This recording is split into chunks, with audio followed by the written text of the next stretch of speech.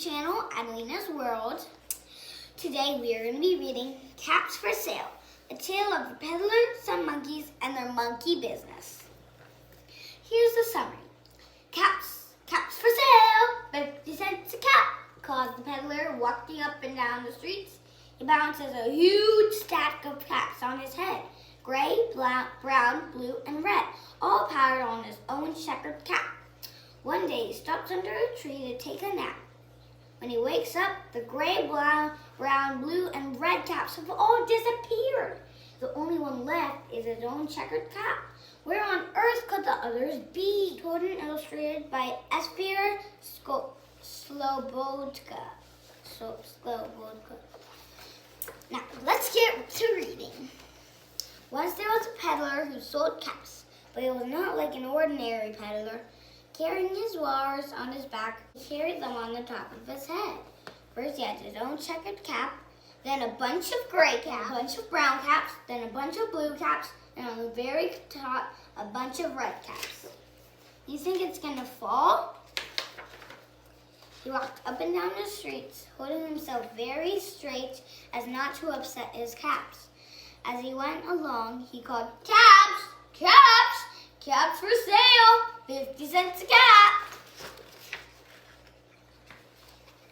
One morning, he couldn't sell any caps. He walked up the street and he walked down the street calling, "Caps! Caps! Caps for sale! 50 cents a cap!" But nobody wanted any caps that morning. Nobody even wanted a red cap.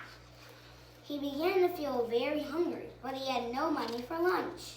"I think I'll go for a walk in the country," said he. And he walked out of town slowly, so as not to upset his caps. The caps are not living, right? He walked for a long time until he came to a great big tree. "That's a nice place for a rest," thought he. And he sat down very slowly under the tree and leaned back little by little against the tree trunk so as not to disturb the caps on his head. Then he put up his hand to feel if they were straight. First his own checkered cap, then the gray caps, then the brown caps, then the blue caps, then the red caps on the very top. Do you think his hands could reach all the way up here?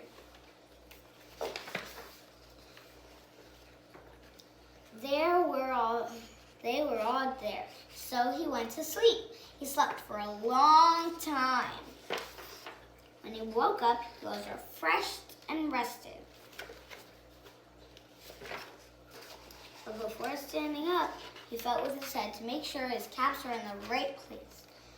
All he felt was his own checkered cap. What happened?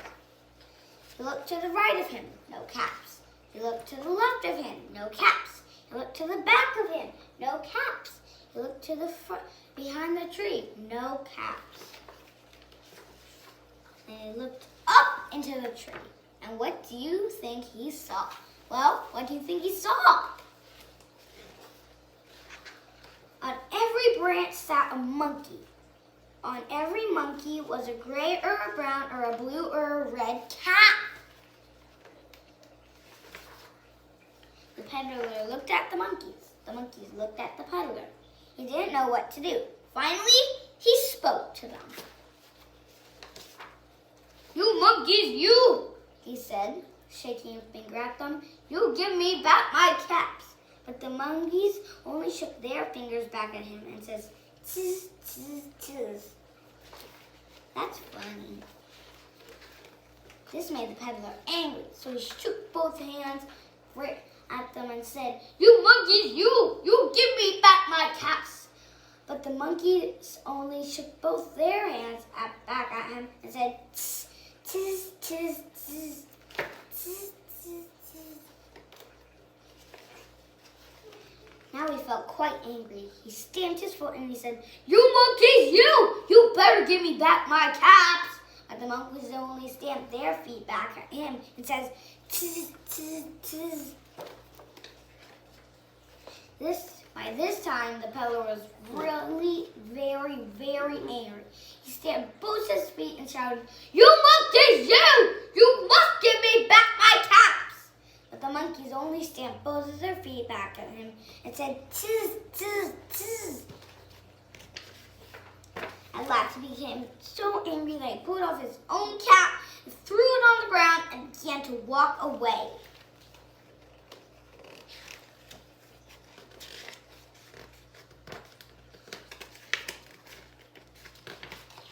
But then each monkey pulled off their cap, put off his cap,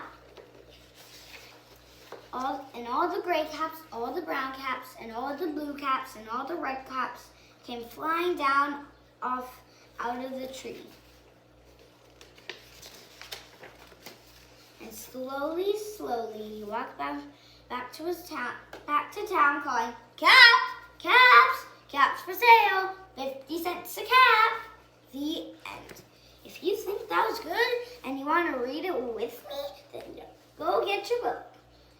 So, do you think that was really funny? I did. So, bye.